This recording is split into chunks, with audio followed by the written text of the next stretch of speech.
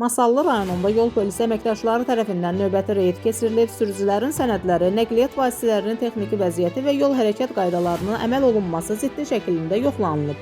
Qanun keşikçiləri bir daha göstərib ki, yol hərəkətində məsuliyyətsizlik və qayda pozuntularına qarşı nəzarət hər zaman gücləndirilir, heç bir qanunsuzluğa göz yumulmur.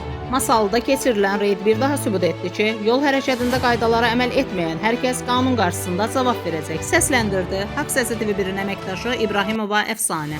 Efirə verdi Haqq Səsi TV1-in rəhbəri Elxan Müzəffəroğlu. Başqada istifadə etmədiklərinə görə tərəfimizdən saxlanıldı. Yoxlama zamanı məlum oldu ki, idarə etdiyi nəqliyyat vasitəsində ödənməyən cərimələri var.